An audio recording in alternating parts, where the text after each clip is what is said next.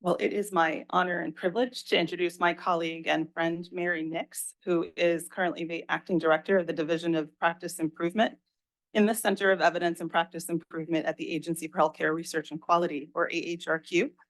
So Mary is a research division leader, public servant, certified project manager with training and graduate degree in clinical pathology. With over 40 years experience in clinical laboratory and health services research focused on using data to inform clinical decisions, Mary spent over 20 years on AHRQ's National Guideline Clearinghouse. I have a feeling you might be hearing a little bit about that. And more recent work with researchers in the field moving evidence into practice reveals that guidelines are ripe with opportunities to better support implementation of the recommendations within. Now, more passionate about guideline implementation, Mary seeks changes that garner guidelines intrinsic and extrinsic factors towards swift and effective implementation. And if I might also say, Mary is a longtime innovator in the government, and that is not a paradox, and hopefully you'll see that. Thanks, Mary.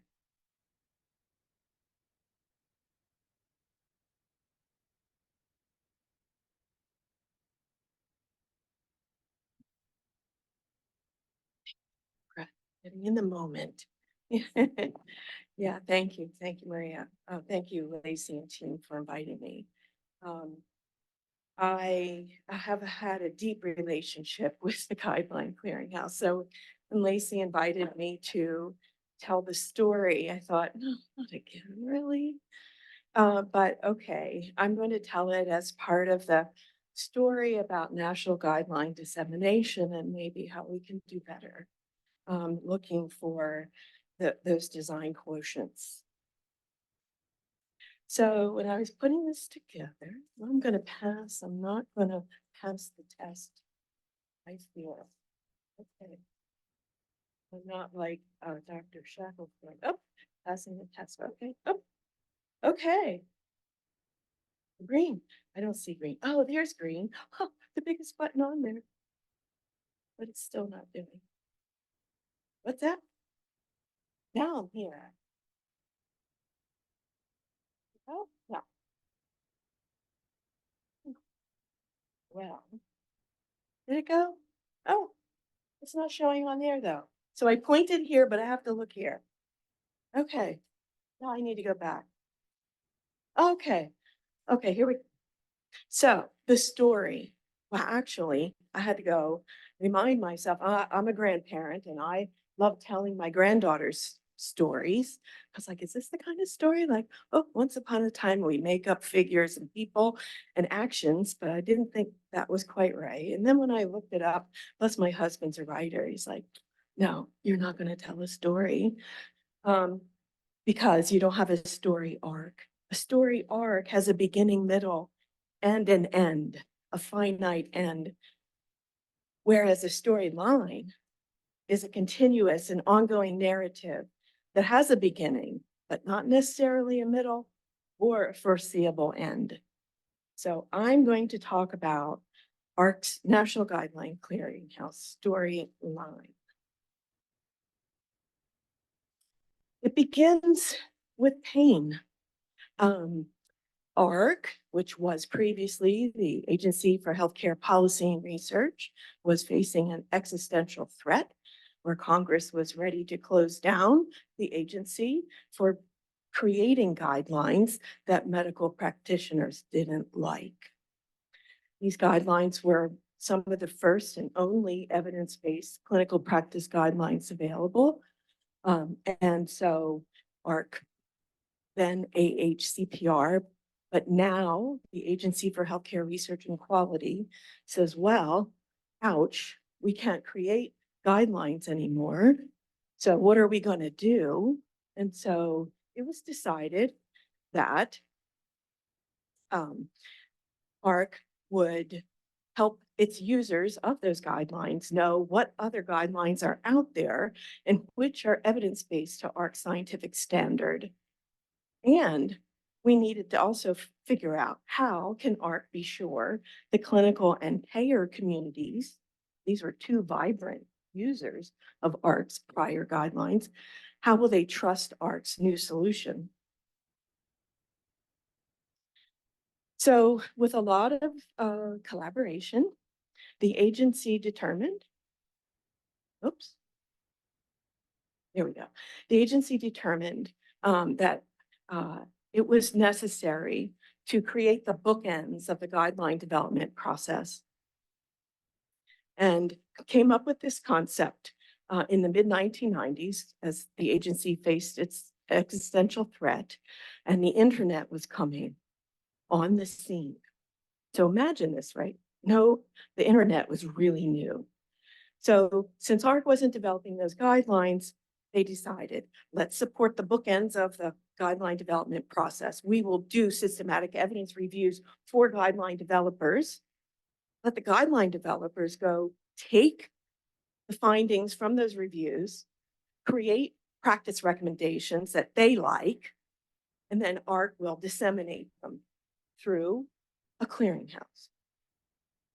The other thing is, since the internet was the future at that time, they decided, well, let's create an online repository of evidence-based guidelines driven by a database that facilitated discovery and use of those guidelines, meeting very specific scientific criteria, and that these could be used by the masses. So a good public investment, a public good. And to get the clinical and payer communities to buy into this whole idea, let's invite them to join us in a public-private partnership. And so with that, Guideline.gov was launched in December of 1998 with the full support of AHRQ, AMA, and the then Association of Health Plans, which is now the Association or America's Health Insurance Plans. So what did NGC do and not do? And I say did because if you know the story, NGC is no longer online. So what did NGC do? What did it do from the inception? It's a pretty good list as I sat and built this out. And what it didn't do was shorter, but I think that just goes to speak to how successful it had become. And so I apologize for the length of the list, but I have to run through it quickly. So NGC, or the Guideline Clearinghouse, Guideline.gov, respected the intellectual property of those guideline developers. So we might help them with systematic review. We're going to help push it out to the masses, but you've done all the hard work in between of crafting practice recommendations from that body of evidence.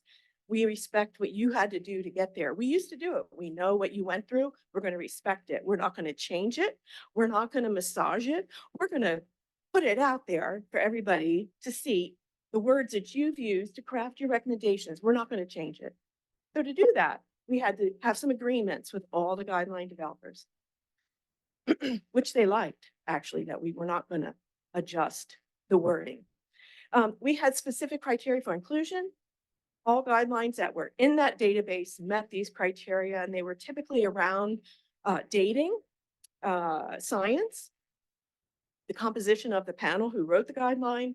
Those are the big ones. But there are more. We created and posted detailed abstracts of each accepted guideline.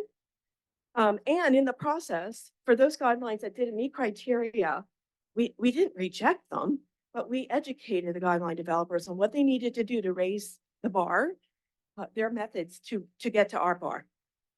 We indexed those abstracts using the National Library of Medicine metadata standards or vocabularies. This allowed those guidelines to be more discoverable in an online repository. So we had a really good relationship with the National Library of Medicine in this project. We posted content every week. The access to it, to the resource was open to the public. You didn't have to, we didn't charge fees. We didn't advertise. We didn't require that you give personally identifying information like an email address. Even just an email address is enough for anybody to know who you are. We didn't require that. And we didn't endorse any of the guidelines that we included. We had guideline developers that, oh, AHRQ endorsed this because no, we did not endorse guidelines. We included them because you met a scientific bar, and now we're going to help disseminate them. And that was that. We would have to have cease and desist orders sent out to guideline developers who did that. They endorse our guideline. No, the government doesn't really endorse that much. But anyway, we supported online guideline comparisons. You could look at those things side by side. We created syntheses of guidelines that got into more detail about those comparisons. We grew the database and online presence and disseminating thousands of guidelines. You've heard there's lots of guidelines. There are, and there still are. And we added assessments in 2015 of the extent adherence of these guidelines to the trustworthy guideline standards that came out of the Institute of Medicine in 2011. So we've had ups and downs. And so I listed out some of our successes. The big thing is our user base grew. We initially started, our target audience were clinicians, practitioners, such as many of you, educators. Some of you are also educators, and your student clinicians would come and use this. They'd have to do assignments. Coming to NGC, we get emails. My professor said I had to do blah, blah, blah, blah. How do I get there? Loved it. Just absolutely loved it. Teaching critical appraisal using guidelines. Totally loved it. We also targeted medical librarians, because that's where a lot of the early on with the internet, the practitioners would go. I need a guideline on, or I need a number of things to answer these questions. And the librarians loved what we did because we used the National Library of Medicine's metadata standards. And then we had health plans. So our big guns, right? Remember our partners, AMA, health plans, we're going to target to them. Plus we had their proxies, the medical librarians. But the user base grew to include researchers, informaticists, standard setting bodies like the Joint Commission and HL7, quality measure developers, knowledge brokers who pulled NGC content into their own environment and shared with their clients, such as the TRIP database, Ovid, GuidelineCentral.com, and the Guidelines International Network, to name a few. Organizations built processes around the availability of the NGC content guidelines that you created, your organizations created. So we've had some downs. We've had every ups comes with some downs. As a .gov, websites have to meet specific federal regulations. This adds time, complexity, cost that others don't have to tend to.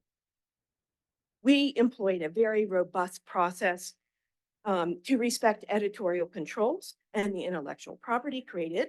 Slowdowns, though, in production. It took approximately 4 to 6 months to get a guideline through the process and posted. And we heard, oh, that's too long. That's no longer current.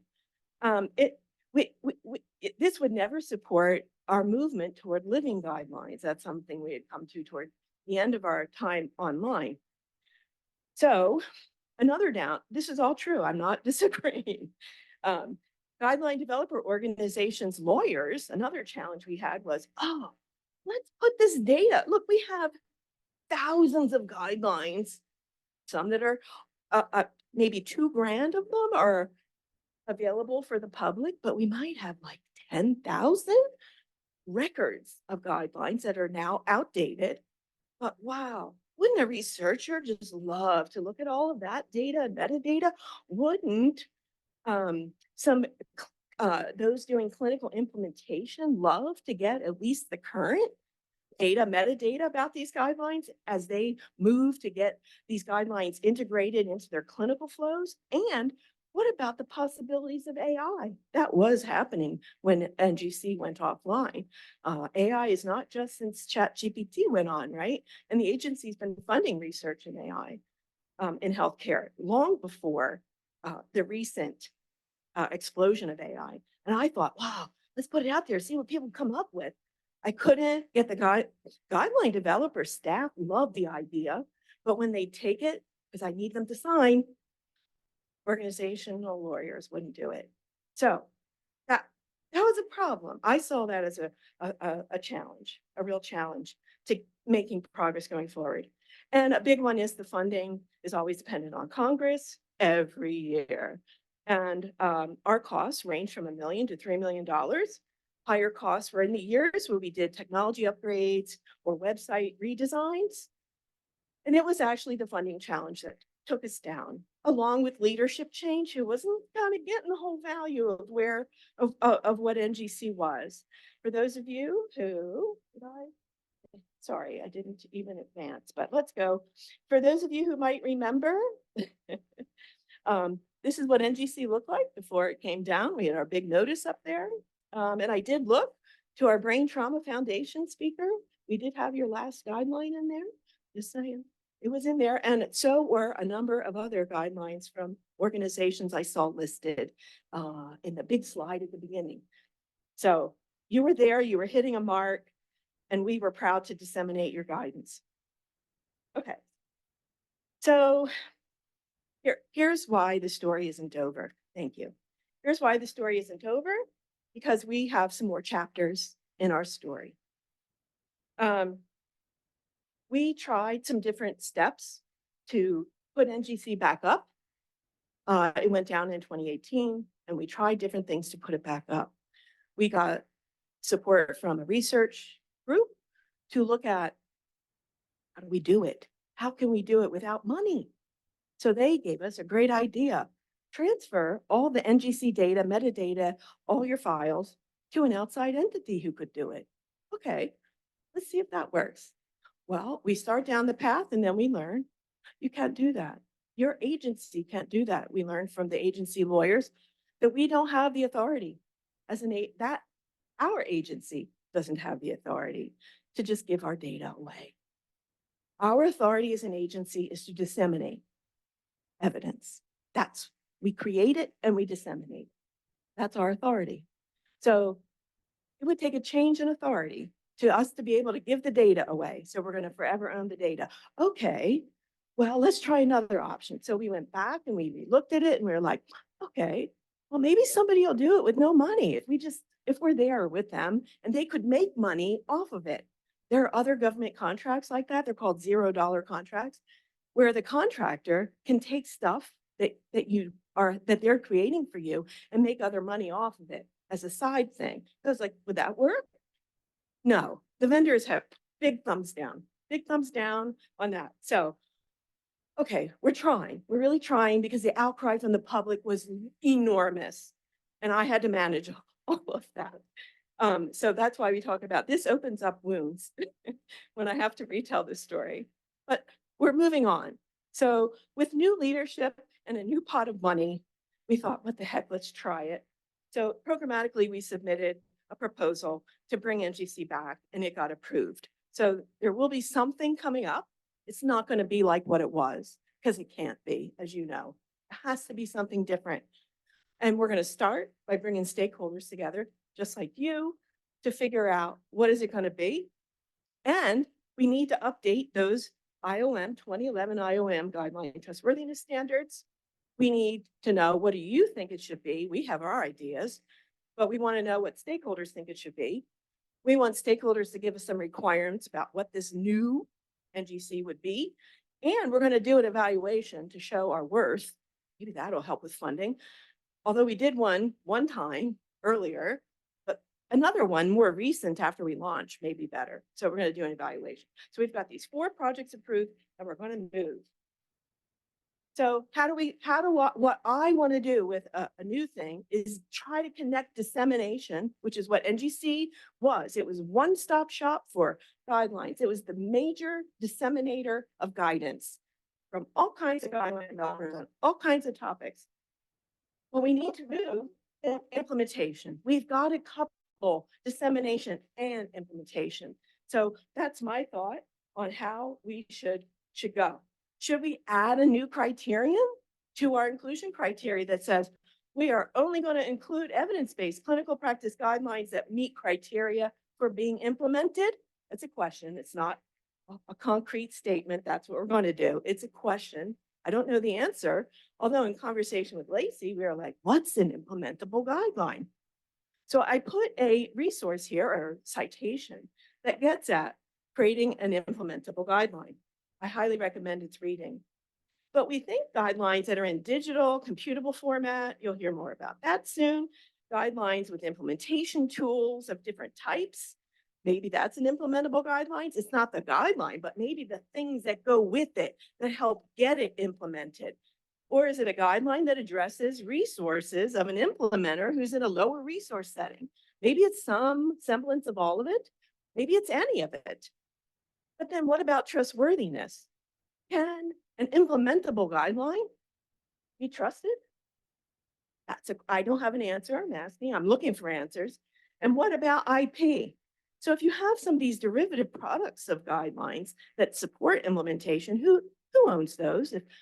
Is it the guideline developer if they created them? Is it not? If somebody else created it, do they own it? But it's the guideline. It's based on the guideline owned by the guideline developer. So this whole question of ownership comes up, and then liability. Well, who's liable if a computable, executable guideline or recommendation and or a derivative product that uses support implementation causes harm? Maybe nobody is, depending on the situation. But what if lawyers really don't like this question, but they're the ones that ask it? I also share just some additional citations to inform your knowledge from research around implementable guidelines. It's not a new notion, but we don't really have them yet. So let's get there. Let's get there. And then, yeah, we need to leverage what we did before, but we're going to do some new things, and I've already talked about those. And we're going to build in some more technology aspects to it. We have to leverage fire standards, the HL7 fire standards. I think you'll hear some about that next. We need to embrace the principles of FAIR, that the guidelines become findable, accessible, interoperable, and reusable. So I love the talk about collaboration. Let's have fewer guidelines that meet more purposes, but we have to help you. I think we have to help you make them fair, findable, accessible, interoperable, and reusable. And I have some other ideas, but I'm not going to go through them all. But I do have some next steps, and a big thank you for having me. Soon, as I noted, we'll be engaging with stakeholders on a new NGC starting in the fall. I put my email there. Oh, I can advance the slides.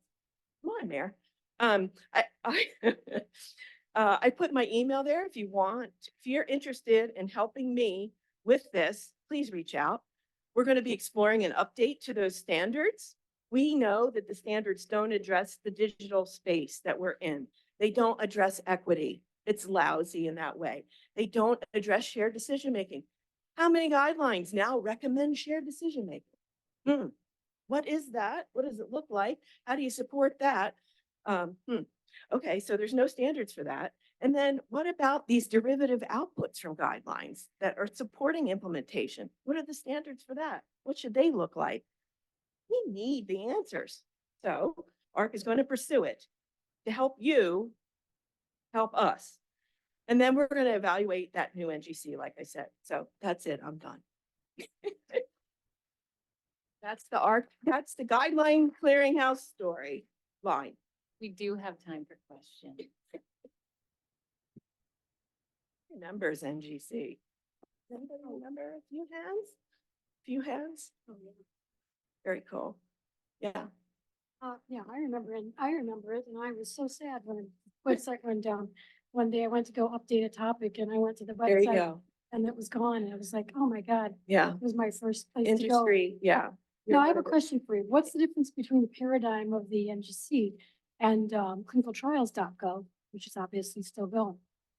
Right. And there's a lot built off of clinicaltrials.gov. So clinical trials, right, is the foundation of the evidence review. So the question, maybe a related question, is what's the relationship between clinicaltrials.gov and the studies that are included in an evidence review? And for that, AHRQ has created the Systematic Review Data Repository and pulls in information from clinicaltrials.gov into its Systematic Review Data Repository. I didn't talk about that. There's a whole bit of support to those who are doing evidence reviews. I didn't even get into that, but maybe Maria, well, I'm not sure. So I hope that helps. It is, there is definitely a relationship, and NIH actually used to use NGC to because we had those connections back to NLM, which includes clinicaltrials.gov. And we had data fields that would identify studies in clinicaltrials.gov. It may not have been visible to you all, but it was a backend, in the backend database, where if we knew which of the studies, because many of the guideline developers might include it in their reference list and put even the PMID, the PubMed ID, if not clinicaltrials.gov, because maybe the study should be over by then, right? We would include as much of the information as we could in the back end from National Library of Medicine that would support the guideline. And then NIH says, "Oh, we can use your database to justify our work." And they took a feed that I helped them create kind of a feed out of the NGC database that allowed them to show of all the guidelines in NGC, how many had NIH funded trials. Yeah. So I hope, does that answer your question?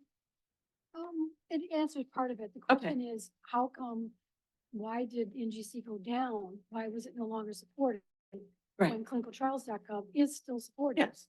If they were sort of interrelatable and associated also with, PubMed and Yeah. other government entities in Right. medicine. If- Doesn't make sense to me why that one would be selected to be terminated. Yeah. Well, we're not part of NIH, perhaps. AHRQ is its own thing. We're small, easily to dispose of, I guess. NIH is a behemoth, like CMS and CDC. I love my sister agencies, don't get me wrong. But we're just we're like a little small business in research in the Department of Health and Human Services. So we're always picked on, honestly. We're always picked on. Oh, you don't really need that one. You don't need that. Yeah. So we tried. Oh my gosh, Catherine, we tried so hard to justify our existence. It was change in AHRQ leadership. And I know others with federal work will tell you any change in leadership could be existential to your program. And you have to sell your program to all new leaders every time. And look how often leaders change in the government. I think they happen kind of regularly in systems, healthcare systems too, right? But that's Catherine, we just got picked on, honestly. That's how it felt. Just had a follow-up question to that. Yeah. $1 to $3 million a year is like peanuts. in Thank the you. Federal budget. Thank the you. NIH budget. I know.